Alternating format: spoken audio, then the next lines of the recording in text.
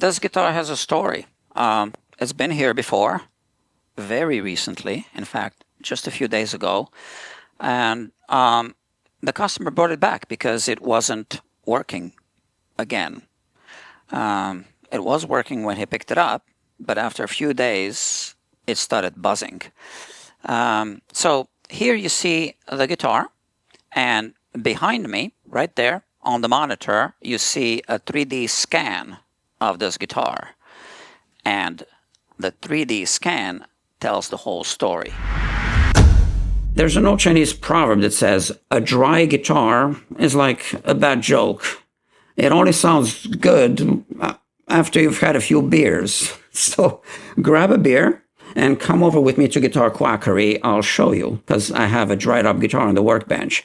But this time we'll use state-of-the-art 3D scanning technology to really see what really happens when a guitar dries up. We have a problem. Well, I mean, I don't have a problem. My customer has a problem.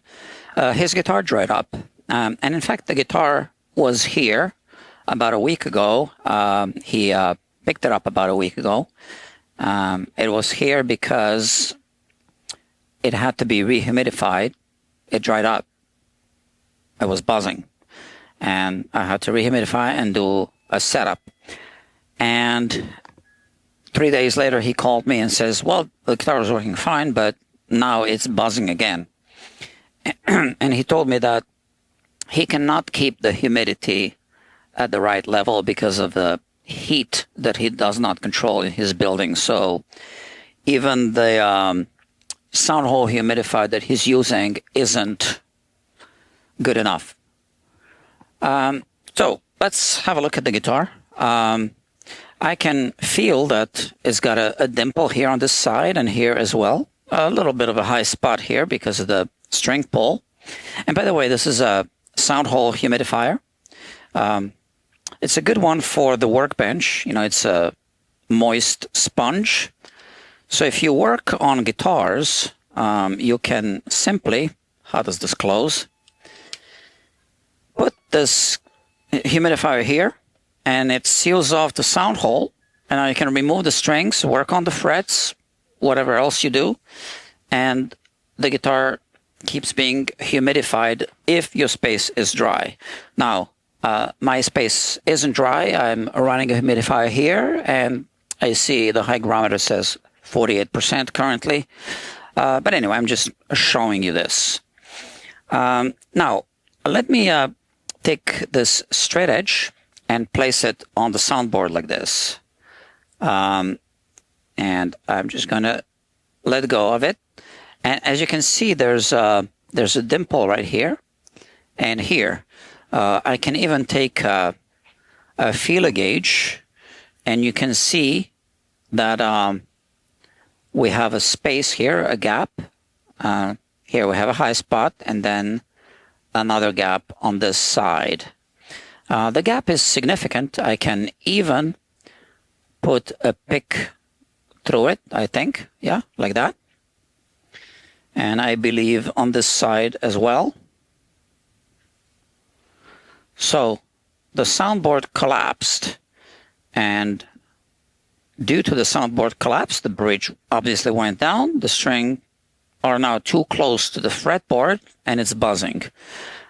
Now, another thing that happened is interesting, because the neck had a proper relief, and now it's flat. It has no relief. Maybe even a little bit of a back bow. Now, normally, when a guitar dries up, the fingerboard would dry up and shrink, and we would actually get more relief normally.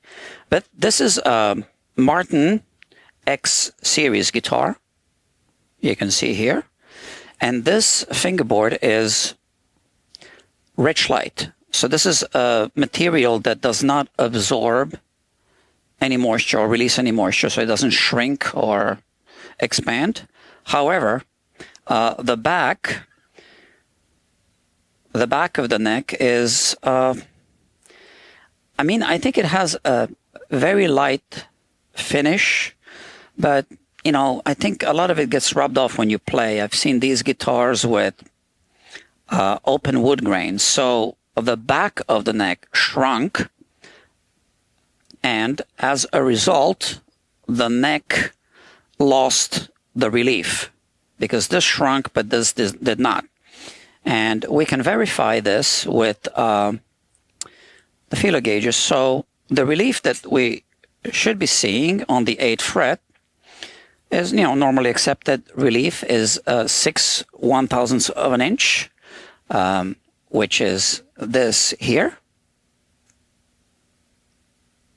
This one, okay? So let's make sure I keep it in frame. And you can see that it does not pass. I have here a very thin feeler gauge, and this doesn't pass either. So the neck doesn't really have a back bow, but it is completely flat, and it should have relief. So this also contributed to the strings being closer to the frets, and it contributes to the whole buzzing issue. So now I am going to prepare the guitar for a 3D scan, and then we will be able to confirm all that from the 3D scan as well. Okay, where's my beer? Okay, to be honest, I don't even drink beer, but I do drink coffee, which reminds me, just in case you want to buy me a coffee, you can do that. You can just click the link below that says buy me a coffee. And this way you can contribute a little bit financially towards the advancement of guitar science or quackery. Because now we're going to get into the scientific part of this video. We're about to do a 3D scan of the soundboard, and then we'll analyze it. I'm about to do a 3D scan of the guitar. So I prepared the guitar for this 3D scanning, and you can see all these tracking markers. So this enables the 3D scanner to track every point that it scans in 3D space. Here I prepared these rails with the same markers so that I can use them on multiple guitars. And now I just need to activate the software, and then you can see here, start scanning. So this is my screen, and as soon as I go over the guitar, the scanner picks up the markers, and now I push the button and it starts the scanning. So first it shows up as orange, and I like to do just a quick pass over the entire guitar just to see where it is in the 3D space. And then eventually it starts turning green. So you can already see some green areas showing up. So wherever it's green, that's a complete scan. And wherever it's pink, I guess, is an incomplete scan. So this does take a minute, a few minutes. Some guitars are easier and quicker to scan than others. This fingerboard is really dark because it's Richlite, so it's struggling with the reflection of the laser light a little bit. And obviously I'm scanning at full string tension because we want to be able to study the soundboard deflection and the neck relief. Also, you can see right there on the screen that the pick guard is still pink. And again, that's just because it is dark, so it's not reflecting enough of the laser light.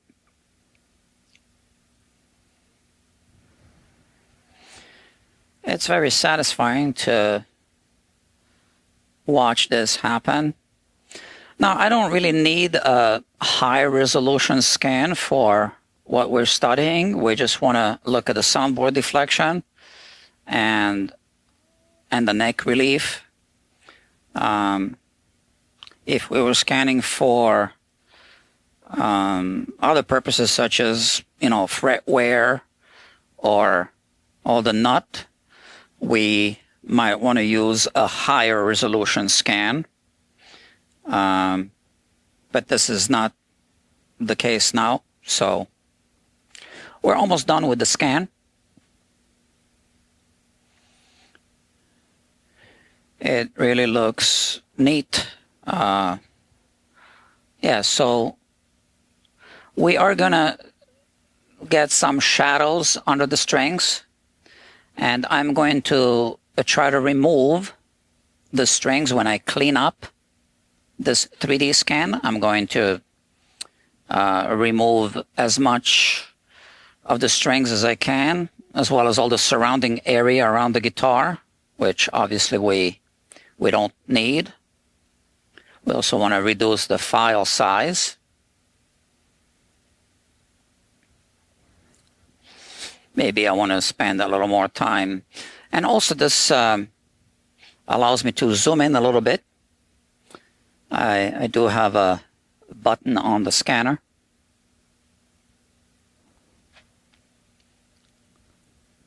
And I'm just about done. Maybe I want to capture a little bit of the side of the bridge. And I'm scanning from the side as well.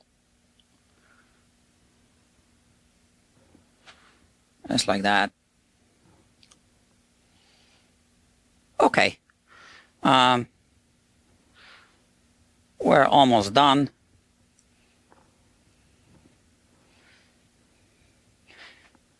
The blue laser light is kind of neat. But yeah, I think we're done. So I just push the button on the scanner and that's it. So it turns the scanner off. And now I can go to my software,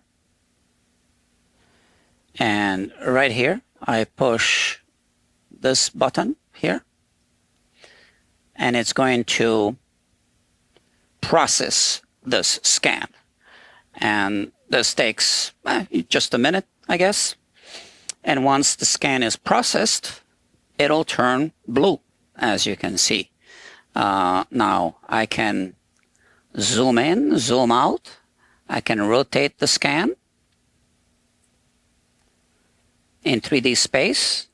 And here I want to start cleaning up. So I'm not going to do the entire cleanup here on camera, but I'm just selecting the area of the workbench basically right now. And as you can see, it turns red. So this is the information I'm going to delete, just like that. And I also want to delete some other unneeded information, like maybe here on the side of the guitar. Delete. Okay. So I'm going to continue cleaning up this scan, and then I will render it, and then we're going to study it. That was just a scanning procedure, but now we can analyze it. So let's have a look. Here is the 3D scan of the soundboard. Here I can adjust the levels so we can highlight the elevation. So here you can see the blue spots So those are the low spots on the soundboard. And here, if I start adding red, red will highlight the high spots. So you can see the topography of the soundboard right there on the scan. And I can also adjust another level. I just call it the gray level. That's just basically lowering a plane and cutting off everything that's at the highest elevation and highlighting it in gray. So you can already see that the bridge and the fingerboard are highlighted in gray, but I can lower that plane further and you can see where the high spots are. Now, you can see that there is a high spot right there behind the bridge, but these are even at a higher elevation. And you can see that when I'm adjusting this because they show up first. And as I lower this plane, which is highlighting in gray, you can clearly see the entire topography of the soundboard. Now that's a collapsed soundboard because the guitar dried up. And you can see that here you have a low spot, which is basically one of the two X braces pulling the soundboard further down. And then here you have another X brace, which is also pulling the soundboard down. And obviously this high spot behind the bridge is just from the string pull. So I analyzed the guitar like this and saved this scan. And then I re-humidified the guitar. So now let's look at the same guitar after it's been rehumidified. The guitar's back on the bench, has been rehumidified. So we'll look at the soundboard first using conventional methods, and then I'll do another 3D scan of the guitar and we'll look at the scan. So using a straight edge, we can see that now the soundboard does have this hump, which is called a soundboard deflection. So we did have a hump before, but it was at a lower point than the two edges of the lower bout. If I place the straight edge here, you can see that we no longer see a gap here. And I can show you this with the feeler gauge. It doesn't fade through. Obviously, we do have a gap at the back, but that's normal. That's part of the soundboard deflection. That's part of the topography. So, in fact, if I push down here, it should rise up like this, just the way we're seeing it. I'm going to place the straight edge back here on the back, and we are going to switch to this view. Just going to hold it like this, hold it down. So now it's touching here and here. And as you can see, if I go with a feeler gauge, it doesn't fit anymore. Maybe I can kind of tuck it in here. And on the other side, we are going to see a very similar situation. It doesn't fit here. Here, there's a little bit of a gap. That's it. But it ends here. And then it ends here. And here we no longer have a gap. So the soundboard is now in a much better shape than it was before when it was dry. I'm going to take the 3D scanner. I do need to place the tracking markers on the guitar first, so I need to prepare the guitar. I'm going to do this off camera, and then we are going to look at the 3D scan now, and we'll see how it compares to the 3D scan we took when the guitar was dry. We now have two separate 3D scans of the same soundboard to look at and compare. Again, I took the first 3D scan when the guitar was dry, so the soundboard was collapsed. And the latest 3D scan I took after I rehumidified the guitar. So we are going to compare the two, and you will clearly see the difference. Just as a reminder, let's have another look at the first scan. So here it is. As you recall, I was adjusting these levels just to highlight the highest spots on the soundboard. And we did notice that the highest spots appeared right here at the side of the guitar on both sides. This is called the waist of the guitar. But we would normally want to see the highest spot of the guitar soundboard appearing right here behind the bridge, and that was not the case. So let's turn on this layer. This is, in fact, the second scan that I took after I rehumidified the guitar. So we can turn off this layer and highlight this one so that we can analyze it. And as you can see, this already looks different. So a good soundboard should have a radius. It should be convex, and it should have a high spot right behind the bridge. And this is exactly what we see on this soundboard after I rehumidified it. If I adjust this level, you can see that the red hits the soundboard right behind the bridge, and then it spreads in this direction like this.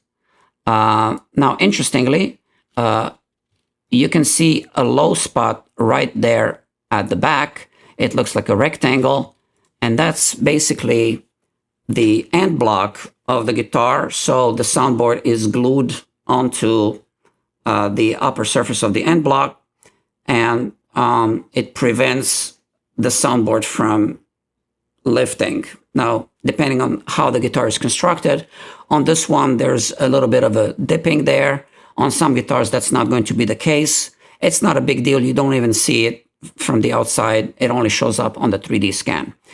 So let's have a closer look at this. If I adjust this level, you can clearly see how it's spreading. And then if I lower our flat plane, it starts hitting the soundboard right here at the back of the bridge, which is exactly what we want to see. And if I keep spreading this gray level, you can see that it now hits the pickguard, and that's simply because it has a certain thickness, so it's at a higher elevation than the surrounding soundboard, but we can ignore that, and now it spreads like this. So we have a little bit of an imperfection here. So we really shouldn't be seeing these low spots, but this is how this guitar is. But that's really not a big deal. The guitar has been rehumidified and the soundboard is now puffed up. So this raises the bridge, which raises the strings a little further away from the frets so the guitar doesn't buzz when you play it. Now, it's amazing how many guitar players are not even aware of that, which brings me to my next point. You should click the share button on this video so that others can benefit from this. Also click like, subscribe, and all that. If you want to support this scientific quackery, you can also hit the super thanks button. You also support YouTube like this because this is a fantastic platform. We can post this for free, but they need to get paid somehow. And also you can click the link that says buy me a coffee if you really want to do that. You don't have to, but if you do, I'll drink it. Okay, my friends, I'll see you soon.